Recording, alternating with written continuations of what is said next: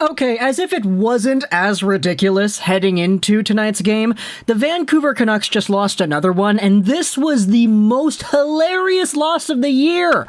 Oh my gosh, how do you get any crazier than this? This Vancouver Canucks team, I don't know what must have happened. Somebody on the Aquilinis or somebody in the Benning family must have made a deal with the devil. Somebody must have sacrificed their first offspring or whatever into making a pact where the Canucks do well in 21-22. But that person who made that pact likely ended up violating it because everything is going wrong. My gosh, the Vancouver Canucks actually play a pretty not terrible, not that bad kind of game. And they end up losing in the most predictable yet somewhat unpredictable kind of way possible. Now, I say it's unpredictable because it's happened so often that it's like, are you serious? This is happening again? You couldn't have put this in a movie script, dude. The way the Vancouver Canucks are losing these games, it's so repetitive that it's almost ridiculous how repetitive it really is. This game against Boston wasn't a terrible one by any means, but you did see a few more of the cracks that the Vancouver Canucks had within their game start to show itself off. Firstly, Yaroslav Halak. He's playing against his former team in Boston. And the first goal that he lets in, it's Anton Blidh, who cuts in over the blue line, he circles to the left, and he shoots it, and it goes right through Halak. On the NESN interview in the Boston broadcast, they interviewed Blidh in the first period intermission, and they asked him, okay, how do you do this? How do you find ways to score on Yaroslav Halak? And Blidh said to the audience, I know his weak spots.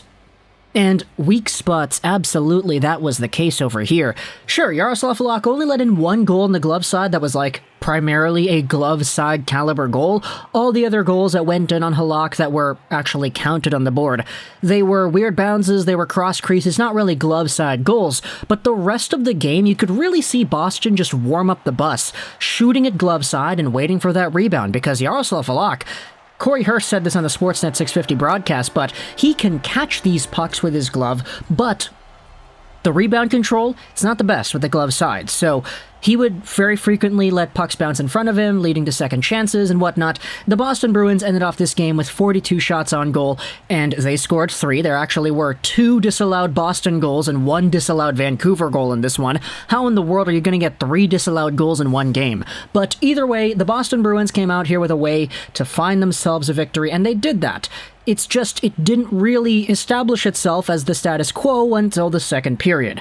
This is because in the first period, the Vancouver Canucks actually get a power play, and they score on it early on. I've said this entire time, Tanner Pearson, get this guy off the power play. Tanner Pearson, this guy doesn't know how to make a read on the power play. So guess what he does after I say all this stuff about him? He scores a power play goal. Brock Boeser and Nils Höglander with the assists, so good on them for getting on the board. Boeser, man, the guy has been snake-bitten this entire season. Really nice to see him getting himself a point over there. So it's 1-0 Vancouver, and then just a minute later, you know, it's the Anton Blidh thing. The goal scored on Halak, a long-range, just regular old wrist shot that beats him on the glove side.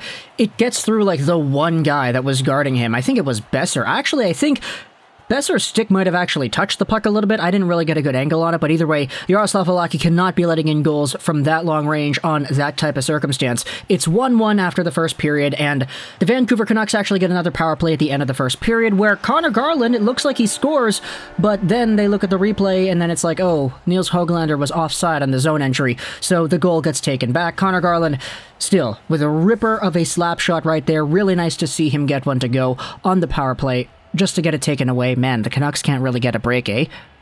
In the second period, though, Conor Garland redeems himself because he gets himself a legit goal this time. This one, he kind of just throws it to the goal, it gets by everybody, and it gets through. So it's 2-1 Vancouver, and that's the only goal scored in the second period. The reason I say that is because the Bruins actually scored a goal at the beginning of the second, but it was immediately waved off because of a Cristiano Ronaldo kicking motion. So, yeah. Lots of disallowed goals in this one. The Bruins goal at the start of the second, the Vancouver goal at the end of the first, and then, of course, you have the other goal that was later in the game. The second period ends off 2-1 Vancouver, and at this point, you know, everybody in Vancouver is watching this game like, okay, they're not playing terribly. Yaroslav Halak has made a few good saves. You also have yourselves Linus Ullmark on the Bruins, who has made some good saves himself. These two goalies are both in it. The Vancouver Canucks actually have the lead. And the Boston Bruins are not a team that's supposed to be the powerhouse that we know them to be this season. They're, what, below Detroit in the Atlantic Division, or at least they were heading into this game, and they were one of the lower scoring teams in the league. There was this reputation that they were a one-line team, as according to some people in the media. So the Boston Bruins should be a team on paper that the Vancouver Canucks, if they want to say that they are a competitive team and that they're better than what they're showing in the standings, they need to be able to win this game, right? And then no, Brad Marchand gets himself a goal, and then David Pastrnak gets himself a goal. Like, my gosh, 2 power play goals against in the third period after completely killing off all the penalties they had killed off earlier in the night. Like, the Vancouver Canucks just find a way to choke this one away. And the Marchand goal, this one was like 2 goals. It was Pastrnak who ripped it because we know he is capable of doing that. Nobody really guarded him well, and then it went off the post, it bounced out in front, and eventually it touches a few other guys. It's Bergeron, it's Foligno, and then it's Marchand who comes in, picks it up in the slot, and he just gets it to go right through the screen of like 5 Vancouver Canuck players. That's the goalie and the 4 guys that were on the ice at the time. They're all just crowded in front, leaving Marchand open to squeak in and just put it right through. Then the Vancouver Canucks go to the box again. It's OEL, and it's a penalty for boarding on Anton Blidh. Eventually, it's Marchand to Pastrnak, and it's a very nice goal. Like, Marchand dangles the pants off of one Vancouver Canuck in the corner. He forces his way, skimming across the goal line, then he centers it right there for Pastrnak, who shoots it, and he scores. It gets through like 3 people. This is an NHL 22 forced cross crease if I've ever seen a forced cross crease. People like to complain about the EA NHL games that the cross creases are unrealistic because you never force them like that in real life. Marchand just did that, and it worked. So David Pastrnak makes it 3-2, and eventually the Boston Bruins get an empty net goal that is taken away because it's offside. So 3 disallowed goals in this one. 1 from Garland, 1 from...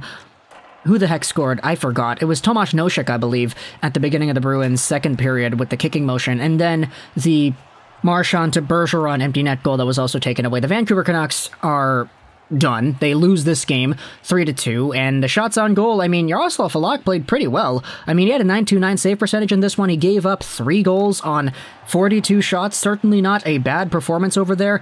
You know who did have some bad performances, though? Some of these Canucks. Elias Pettersson had an opportunity to bury one on the backhand on an open net, or I guess Linus Ullmark's glove was right there, but Pettersson was in tight with an open chance. He refuses to shoot. Instead, he decides to go back to the point guy. Then you also have yourselves Luke Schenn, whom I was really disappointed with today. A few really bad turnovers defensively that really led to some prime Boston Bruins opportunities. Tucker Poolman is always playing like the extra forward dude. Like, come on, the rover position in hockey was taken away like 100 years ago. Stop being a rover, Tucker Poolman. Stay at your blue line. Every time this guy touches the puck in the offensive zone, he always goes in deep and he always lets play die on his stick. It's very frustrating to watch him always trying to pinch in. He's great defensively, sometimes. Most of the time? I don't know. But it's the offensive zone time, dude. It's... Then you have yourselves, of course, the other guys. Conor Garland, you love to see Conor Garland. He was fantastic in this one. Had 2 goals. One of them was taken away. This is the best player on the Canucks right here. Tyler Mott got a shorthanded breakaway, and he did not get himself a conversion there, so that was unfortunate to see. At the end of the day, though, this is just a Vancouver Canucks loss in the most Vancouver Canucks way possible. Play well. Not well, actually, just pretty okay against a subpar Boston Bruins team, have a 2-1 lead in the third, and then just give up some penalties and give up some power play goals. It's rinse and repeat for the Vancouver Canucks, and I was actually really, really excited to see David Pastrnak score that final goal. This is kind of where people in the Vancouver Canucks fan base will start to turn on me in the comment section. Oh, Lego, you're not a real fan. How can you cheer when the Boston Bruins score? That's like treason right there. Yeah, I know, I get that, and for some reason, it was just my instinctual reaction when Brad Marchand deked the guy in the corner and forced the cross crease. I was like, yeah, what a goal. David Pastrnak, get on there, baby. Maybe it's the tank.